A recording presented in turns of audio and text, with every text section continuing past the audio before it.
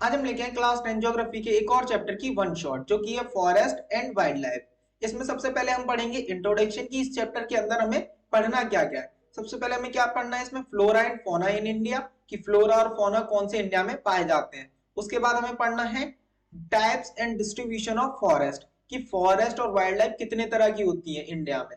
उसके बाद कंजर्वेशन कि जो फॉरेस्ट है और वाइल्ड लाइफ है इनको हमें कंजर्व भी करना है और कंजर्व क्यों करना है, इन सब चीजों के बारे में इस चैप्टर में हम कंप्लीटली कवर करेंगे।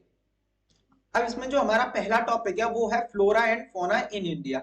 अब बात आती है फ्लोरा और फौना होते क्या है। देखो ये जो फ्लोरा है, फ्लोरा का मतलब क्या होता है? फ्लोरा का मतलब होता है प्लांट्स। फ्लोरा का मतलब क्या होता है? प्लांट्स। और ये जो फौना होता है, फौना का मतलब क्या होता है यहाँ पे? एनिमल्स से। फ्लोरा का मतलब क्या होता है? प्लांट। और फोना का मतलब होता है एनिमल। मतलब कि प्लांट्स और एनिमल के बारे में बेसिकली हम पढ़ने वाले हैं। और देखो इसमें सबसे पहले क्या है फ्लोरा और फोना में? बायोडायवर्सिटी। अब बायोडायवर्सिटी होती क्या है? देखो बायोडायवर्सिटी मतलब बायो का मतलब क्या होता है यहाँ पे? बायो का मतलब होता है बायोलॉजिकल। बायोलॉजिकल। बायो का मतलब क्या है? बायोलॉजिकल। अब डायवर्सिटी का मतलब क्या होता है? डायवर्सिटी का मतलब होता है वेरियस। यहाँ पे डायवर्सिटी का मतलब क्या होगा? वेरियस या फिर डिफरेंट। मतलब कि जो बायोलॉजिकल डिफरेंस है या फिर अलग अलग तरह के जो एनिमल्स और प्लांट्स की स्पीसीज होते हैं उनके बारे में हम पढ़ेंगे। देखो बायोडायवर्सिटी और biological diversity is immense rich in wild life and cultivated species diverse in form and functions. जो एनिमल होते हैं वो अलग अलग होते हैं। अब जितने एनिमल्स अलग हैं उनके फंक्शंस भी अलग होंगे, तो ये क्या होते हैं? अलग अलग फंक्शंस को परफॉर्म करते हैं। अब इसके बाद क्या होते हैं? What closely integrated a system. देखो जो हमारा इकोसिस्टम होता है उससे क्लोजली इंटीग्रेटेड होते हैं। क्योंकि देखो प्लांट्स किस पे डिपेंडेंट होंगे? वो सन पे डिपेंडेंट होंगे या फिर किस पे डिपेंडेंट होंगे? जो सॉइल होती है, वाटर होता है। और जो एनिमल्स होते हैं वो क्या करते हैं? प्लांट्स पे डिपेंड करते हैं। तो ये क्या करते हैं? एक दूसरे पे इंटरडिपेंडेंसी होती है इनकी। और ये क्या करते हैं? एक सिस्टम बनाते हैं। but closely integrated in a system through multiple network of interdependency। क्या होते हैं ये मल्टीपल नेटवर्क? इंटरडिपेंडेंसी। मतलब ये क्या करते हैं? एक दूसरे के ऊपर डिपेंड करते हैं। इसके बाद जो है India is one of the world richest country in terms of vast array of biological diversity. देखो बायोलॉजिकल डाइवर्सिटी के अगर टर्म में देखें तो इंडिया क्या है? रिच है। मतलब कि यहाँ पे अलग अलग तरह के एनिमल्स, प्लांट्स देखने के लिए हमें मिल जाते हैं। नेक्स्ट जो है these diverse flora and fauna are so well integrated in our daily life we take these for granted. जो फ्लोरा और फौना होते हैं वो हमारी लाइफ से जुड़े हुए होते हैं और ये क्या होते हैं? इंटीग्रेटेड होते हैं। लेकिन हम इनको क्या लेते हैं? ग्रांटली ले लेते हैं, मतलब कि हल्के में ले लेते हैं। जिसके कारण क्या हो रहा है? इनका डिप्लीशन होता जा रहा है। मतलब कि फ्लोरा और फौना की जो स्पीसीज है वो कम होती जा रही है। But lately they are under great stress. इनको कोई स्ट्रेस का मतलब यहाँ पे क्या है? ये इनकी जो पॉपुलेशन है वो क्या हो रही है? डिक्लाइन हो रही है। मतलब ये स्पीसीज जो है वो खत्म होती जा रही है। Mainly due to insensitivity to our environment. देखो जो हमारे अंदर इनसेंसिटिविटी है हमारे एनवायरमेंट को लेके, तो उसकी वजह से जो स्पीसीज है प्लांट्स और एनिमल्स की वो डिक्लाइन होती जा रही है। अब जो हमारा नेक्स्ट टॉपिक है वो है conservation of forest and wild life in India. तो फॉरेस्ट और वाइल्ड लाइफ को कंजर्व कैसे किया गया था इंडिया में। अब बात आती कंजर्व किया क्यों गया था। देखो जो प्लांट्स और एनिमल्स की जो स्पीसीज है वो over the period of time decline होती जा रही है। अब ये डिक्लाइन हो जाएंगी तो क्या होगा? ये हमारे लिए ही क्या होंगे? हार्मफुल होंगे, क्योंकि प्लांट्स हमें ऑक्सीजन देते हैं और जो इकोसिस्टम है वो क्या हो जाएगा? इम्बैलेंस हो जाएगा। तो जिसकी वजह से क्या करना चाहिए? हमें कंजर्व करना चाहिए फॉरेस्ट और वाइल्ड लाइफ को। इस चैप्टर में दिया गया फॉरेस्ट और वाइल्ड लाइफ को दो तरीके से कंजर्व किया जा सकता है। एक किसकी मदद से? एक गवर्नमेंट की मदद से, दूसरा कम्युनिटी की मदद से। तो हम सबसे पहले पढ़ेंगे कि गवर्नमेंट की मदद से किस तरीके से क्या किया जाएगा, इसको कंजर्व किया जाएगा। देखो जो conservation preserve the ecological diversity and our environment support system water, air और सॉइल। अगर हम क्या करें? कंजर्व करें प्लांट्स और एनिमल लाइफ को, तो ये क्या करेंगे? जो हमारा सपोर्ट सिस्टम है, ठीक है, उसको क्या करेंगे, प्रिजर्व करेंगे, जैसे कि वाटर हो गया, एयर हो गया, सॉइल हो गया, इनको क्या करेंगे, ये प्रिजर्व करेंगे। तो कंजर्वेशन का मतलब ही क्या है, प्रिजर्वेशन। ठीक है। अब प्लांट और एनिमल को कंजर्व करके जो हमारा वाटर, सॉइल या फिर एयर है, वो किस तरीके से कंजर्व होगी या फिर प्रिजर्व होगी। देखो, जब हम क्या करेंगे, प्लांट्स को बचाएंगे, तब हमारे पास क्या होगी, ऑक्सीजन मिलेगी। तो ये क्या है, जो हमारे सपोर्ट सिस्टम है लाइफ का, उसको हम क्या कर सकते हैं, इनके थ्रू बचा सकते हैं। In the 1960-1970s, conservationist demands a national wildlife protection program। जो कंजर्वेशनिस्ट थे, उनने क्या किया था, डिमांड की थी कि क्या होना चाहिए, national wild life protection act आना चाहिए या फिर प्रोग्राम आना चाहिए, जिसके थ्रू हम क्या कर सकते हैं, फॉरेस्ट और वाइल्ड लाइफ को हम प्रोटेक्ट कर सकते हैं। उसके बाद क्या किया गया था, देखो, for the conservation of the forest in India government has taken many steps. तो गवर्नमेंट ने क्या किए थे, बहुत सारे स्टेप्स लिए थे जो फॉरेस्ट और वाइल्ड लाइफ को कंजर्व करने के लिए। अब स्टेप्स क्या लिए गए थे, देखो, एक क्या आया था, Indian wild life protection act implement किया था 1972 में। Indian wild life protection act, याद रखना, इस पे एमसीक्यू आ जाते हैं बोर्ड में। और उसका मोटिव क्या था, देखो, the main motive of the programme was towards protecting the remaining population of the certain endangered species by hunting, restricting trade in wildlife. देखो, क्या होते हैं, जो भी पॉपुलेशन डिक्लाइन हो रही है हमारे एनिमल्स की या फिर प्लांट्स की, तो उनको हम क्या कर सकते हैं, प्रिजर्व कर सकते हैं इस एक्ट के अंदर। तो इसमें जो एनिमल्स थे वो एंडेंजर्ड स्पीसीज की कैटेगरी में आते थे, उनको क्या किया जाए, प्रोटेक्शन दिया जाए, और उनकी हंटिंग या फिर ट्रेडिंग को क्या कर दिया जाए, बैन कर दिया जाए, जिससे कि उनकी पॉपुलेशन डिक्रीज ना हो। ये कुछ स्टेप्स थे जो कि हमारी वाइल्ड लाइफ को कंजर्व करने के लिए लिए गए थे। और भी स्टेप्स लिए गए थे, जैसे कि subsequently central and many state government established national park and wild life sanctuary. जो सेंट्रल गवर्नमेंट और स्टेट गवर्नमेंट ने क्या किए थे, वाइल्ड लाइफ सेंचुरी और नेशनल पार्क को स्टैब्लिश किया था, जिसके अंदर क्या किया जा सके, जो प्लांट हैं और एनिमल्स हैं उनका कंजर्वेशन हो सके। इसके बाद the central government has also announce several projects for protecting specific animal which they were gradually threatened, including the tiger, one-horned rhino, the Kashmiri hangul crocodile, more recently Indian elephant, the great Indian bustard and snow leopards।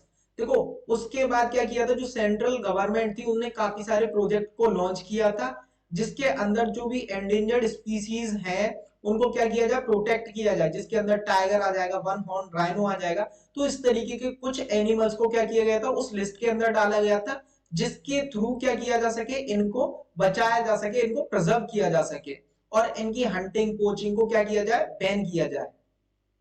जो next है वो क्या है, the conservation project are now focusing on biodiversity rather than on a few of its component, even insect are getting in the place of conservation planning। in the notification under Wildlife Act of 1980-1986, several butterflies, moths and one dragonfly has been added to the list, and beetle also। in 1991 the first time plants were added to the list। अब देखो, क्या किया गया था, जो conservation करना था वो कुछ सेवरल स्पीसीज को लेकर नहीं, अब हमें क्या करना, पूरी बायोडाइवर्सिटी को क्या करना है, कंजर्व करना है। जिसको लेके क्या था, जो नोटिफिकेशन दिया गया था 1980 से 1996 में, जो वाइल्ड लाइफ प्रोटेक्शन एक्ट था, उसके अंदर जो अलग अलग स्पीसीज, जैसे कि इंसेक्ट की स्पीसीज को भी क्या किया गया था, ऐड किया गया था, जिसके अंदर बटरफ्लाई हो गई, बीटल्स हो गए, मॉथ्स हो गए, ड्रैगन फ्लाई हो गई, इनको ऐड किया गया था। और 1991 में प्लांट्स की स्पीसीज को भी फर्स्ट टाइम में ऐड कर दिया गया, क्योंकि अब हमें खाली बायोडाइवर्सिटी में कुछ स्पेसिफिक एनिमल्स को नहीं बचाना है, हमें क्या करना है, जो इंसेक्ट है, प्लांट्स है, या फिर जितने भी सभी एनिमल्स है, उन सबको बचाना है। जब सबको बचा सकेंगे हम, तभी हम क्या करेंगे, अपने इकोसिस्टम को प्रिजर्व कर सकते हैं। हमारा जो नेक्स्ट टॉपिक है वो है प्रोजेक्ट टाइगर। प्रोजेक्ट टाइगर को 1 अप्रैल 1973 को लॉन्च किया गया था। अब ये जो प्रोजेक्ट टाइगर है, इसमें क्या किया गया था, इसमें टाइगर को कंजर्व किया गया था। बेसिकली हमें क्या करना था, कुछ सर्टेन स्पीसीज को ही कंजर्व नहीं करना, हमें पूरी डाइवर्सिटी को कंजर्व करना है। लेकिन जो प्रोजेक्ट टाइगर था उसको क्या किया गया था, कंजर्व किया गया था, क्योंकि जो टाइगर्स की पॉपुलेशन जो है वो तेजी के साथ क्या हो रही थी, डिक्लाइन हो रही थी, इसीलिए प्रोजेक्ट टाइगर को लॉन्च किया गया था। It is Tiger Conservation Program launched on 1st April 1973 by the Government of India to save the dwindling population of tiger due to various reasons। देखो जो गवर्नमेंट ऑफ इंडिया है उसने क्या किया था, प्रोजेक्ट टाइगर को लॉन्च किया था 1 अप्रैल 1973 को, जो ड्विंडल हो रही थी उसकी पॉपुलेशन इस वजह से, क्योंकि ड्विंडलिंग ऑफ पॉपुलेशन का मतलब क्या है, जो पॉपुलेशन है वो डिक्रीज हो रही थी, मतलब कि कम हो रही थी। अब कम वेरियस रीजन थे जिसकी वजह से पॉपुलेशन जो है वो कम हो रही थी, जिसमें हंटिंग है, पोचिंग है, ये सब रीजंस थे जिसकी वजह से जो पॉपुलेशन है वो कम होती जा रही थी टाइगर्स की। Tiger conservation has been viewed not only at an effort to save an endangered species but with equal importance as mean of preserving biotypes or seasonal magnitude। देखो खाली क्या नहीं किया गया था, कुछ ही एनिमल्स तक ये सीमित नहीं था जो बायोडाइवर्सिटी को कंजर्व करना, हमें सभी को कंजर्व करना है। अब ये जो है बायोडाइवर्सिटी में या इकोसिस्टम में क्या करता है, टाइगर इंपॉर्टेंट रोल प्ले करता है। जैसे कि अगर जब टाइगर्स नहीं हुए तो क्या होगा, जो डियर्स हो गए या फिर जो छोटे एनिमल्स हैं उनकी पॉपुलेशन बहुत ज्यादा बढ़ जाएगी। जो टाइगर जो है वो सभी जानवरों की पॉपुलेशन को मेंटेन रखने में भी काम करता है। जैसे कि टाइगर क्या करेगा, डियर्स को खाएगा तो उनकी पॉपुलेशन कंट्रोल में रहेगी।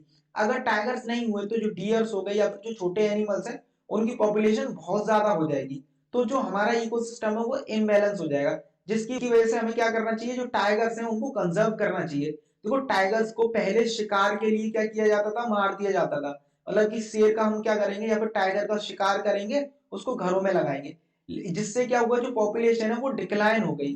पहले राजा महाराजाओं के टाइम पे भी क्या होता था, टाइगर्स का शिकार किया जाता था, जिसके द्वारा जो है पॉपुलेशन कम हो गई थी। जो कुछ लोग होते हैं वो क्या करते हैं, टाइगर्स को किडनैप कर देते हैं उसकी स्किन के लिए, उसके बोन्स के लिए, तो जिस वजह से पॉपुलेशन जो है वो क्या हो रही है, कम होती जा रही है over the period of time. अब देखो इस प्रोजेक्ट टाइगर में क्या किया गया था, इसको कंजर्व करने के लिए, तो कंजर्व करने के लिए क्या किया गया था, जो कॉर्बेट नेशनल पार्क बनाया था उत्तराखंड में, सुंदरबंस नेशनल पार्क वेस्ट बंगाल में, कुछ नेशनल पार्क्स बनाए गए थे जिसके अंदर कंजर्व हो सके जो बायोडायवर्सिटी है उसको और टाइगर्स का भी, क्योंकि तभी हम क्या कर सकते हैं, अपनी अर्थ को या फिर अपनी इकोसिस्टम को बचा सकते हैं जब इनका कंजर्वेशन होगा। तो क्या किया गया था, कॉर्बेट नेशनल पार्क बनाया गया था उत्तराखंड में, सुंदरबन नेशनल पार्क बनाया था वेस्ट बंगाल में, वनवर्गा नेशनल पार्क बनाया था मध्य प्रदेश में, सिरिस्का वाइल्ड लाइफ सेंचुरी थी Rajasthan, Manas tiger reserve Assam and Periyar tiger reserve in Kerala, some of tiger reserves in India. कुछ क्या है, ये टाइगर रिजर्व्स हैं जो इंडिया में बनाए गए थे, जिसके अंदर जो टाइगर्स की पॉपुलेशन को कंजर्व करने के लिए, मतलब कि उनकी पॉपुलेशन बचाने के लिए। इसके बाद जो आता है हमारा next topic, types and distribution of forest and wild life. Forest और वाइल्ड लाइफ होते हैं वो कितने तरह के होते हैं, उनको किस तरीके से डिस्ट्रीब्यूट किया जाता है। इसमें सबसे पहले आता है रिजर्व फॉरेस्ट। देखो हमें प्लांट और एनिमल को क्या करना था, कंजर्व करना था, टाइगर्स को हमें कंजर्व करना था, तो हमें क्या करना है, उनको बचाना है, बचाना है तो हमें क्या करना पड़ेगा, उसको प्रिजर्व करके रखना पड़ेगा। कुछ रिस्ट्रिक्टेड एरियाज होते हैं जिसमें ह्यूमन एक्टिविटीज बैन होती है, उनको हम क्या बोलते हैं, रिजर्व फॉरेस्ट बोलते हैं, जिन फॉरेस्ट के अंदर ह्यूमन एक्टिविटी बैन होती है और इसके अंदर वैल्यूएबल ट्रीज मिलते हैं, मतलब कि जिनकी वैल्यू ज्यादा होती है, जैसे कि चंदन की एक तरीके से जो लकड़ी होती है उसकी वैल्यू बहुत ज्यादा होती है, तो उस एरिया को हम क्या कर देते हैं, प्रोटेक्ट कर देते हैं या फिर कंजर्व करते हैं, जिसमें ह्यूमन एक्टिविटीज क्या होती है, बैन होती है, तो उसको हम क्या बोलते हैं, रिजर्व फॉरेस्ट बोलते हैं। अब इसके बाद आते हैं प्रोटेक्टेड फॉरेस्ट। देखो बचाया किसे जाता है, जो खतरे में हो। अब खतरे में कौन था, जैसे कि टाइगर क्या थे, खतरे में थे, तो हमें क्या करना चाहिए, जो एनिमल या फिर जो प्लांट खतरे में है उनको बचाना चाहिए। तो जो फॉरेस्ट पहले से डैमेज हो चुके हैं जब हम उनको बचाते हैं तो उस एरिया को जब हम कंजर्व करते हैं, प्रोटेक्ट करते हैं, वो आते हैं प्रोटेक्टेड फॉरेस्ट के अंदर। अब देखो ये जो रिजर्व फॉरेस्ट है और प्रोटेक्टेड फॉरेस्ट है, रिजर्व फॉरेस्ट और प्रोटेक्टेड फॉरेस्ट दोनों मिलके बनते हैं परमानेंट फॉरेस्ट।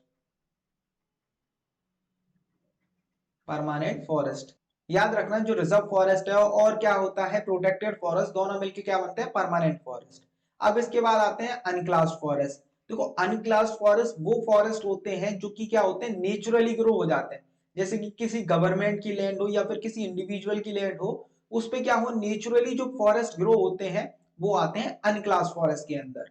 अब इसके बाद जो है reserve and protected forest are also permanent forest. देखो पहले ही बताया था जो रिजर्व फॉरेस्ट होते हैं प्रोटेक्टेड फॉरेस्ट होते हैं उनको हम क्या बोलते हैं परमानेंट फॉरेस्ट।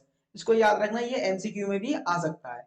इसके बाद Madhya Pradesh has the largest area under permanent forest consisting 75% of the total area. किसका? मध्य प्रदेश का। उसमें जितने भी फॉरेस्ट है मतलब कि उसके अंदर मध्य प्रदेश के अंदर 100% फॉरेस्ट होगा, उसमें से 75% किसके अंदर आते हैं? परमानेंट फॉरेस्ट के अंदर आते हैं। मतलब कि जो रिजर्व फॉरेस्ट और जो प्रोटेक्टेड फॉरेस्ट है अगर उनका सम कर दे तो 75% आएगा किसमें? मध्य प्रदेश में। उसके बाद जो है Jammu and Kashmir, Andhra Pradesh, Uttarakhand, Kerala, Tamil Nadu, west Bengal, Maharashtra have large percent of reserve forest. देखो मध्य प्रदेश, तमिलनाडु, झारखंड, जम्मू एंड कश्मीर इनके अंदर हमें क्या देखने के लिए मिलता है? रिजर्व फॉरेस्ट जो है वो ज्यादा देखने के लिए मिलते हैं। तो इसको याद रखना जो मध्य प्रदेश, तमिलनाडु या फिर जम्मू एंड कश्मीर, आंध्र प्रदेश वाली जो रीजन है इनके अंदर हमें रिजर्व फॉरेस्ट जो है वो ज्यादा देखने के लिए मिलता है। इसके बाद जो है where as Bihar, Haryana, Punjab, Himachal Pradesh, Orissa and Rajasthan have bulk of it. और कुछ एरियाज जो होते हैं जो कि पंजाब, हरियाणा उनमें भी रिजर्व फॉरेस्ट देखने के लिए मिल जाता है। All north eastern states have very high percent of forest under unclose section managed by the local communities. कुछ क्या होते हैं अनक्लास जो सेक्शंस होते हैं फॉरेस्ट के या फिर अनक्लोज सेक्शन होते हैं वो उनको क्या करते हैं नॉर्थ ईस्टर्न स्टेट्स में जो लोकल कम्युनिटीज होती हैं उनको मैनेज करने का काम करती है। मतलब वो सभी फॉरेस्ट को क्या करेंगे जो लोकल कम्युनिटी होंगी वो मैनेज करती है कि इनमें कोई भी एक्टिविटीज ना हो जिससे कि क्या हो सके ये प्रिजर्वेशन हो सके प्लांट्स, एनिमल्स या फिर फॉरेस्ट का। हमारा जो लास्ट टॉपिक है वो है कम्युनिटी एंड कंजर्वेशन। देखो दो तरीके से कंजर्वेशन का दिया गया था, एक किसका था? गवर्नमेंट द्वारा, दूसरा कम्युनिटी द्वारा। तो हमने गवर्नमेंट वाला कवर कर रखा है। अब इसके बाद क्या है कम्युनिटी का। देखो इसमें क्या दे रखा है in Sariska reserve in Rajasthan villagers themselves are protecting habitats explicitly rejecting government involvement. जो सिरस्का रिजर्व है राजस्थान में उसमें गवर्नमेंट का इन्वॉल्वमेंट से क्या कर दिया जो विलेजर्स थे उन्हें मना कर दिया, उन्हें रिजेक्ट कर दिया कि कोई भी गवर्नमेंट इसमें इन्वॉल्व नहीं होगी, इसको हम ही क्या करेंगे कंजर्व करेंगे।